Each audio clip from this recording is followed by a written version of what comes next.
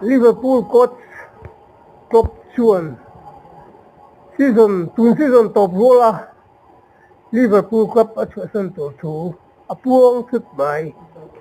Liverpool fans te abar kai lea ti rolling Liverpool coach Jurgen Klopp khak tu hian tunge an la kang ti an in rin siak Klopp hian sang ni som panga atang khan Liverpool hi zoma Liverpool ta EPL trophy masaber chu a choi saka tin trophy Champions League le FA Cup khin choi thei zong zong a choi pui kim tat ane Liverpool tan chu noi om hle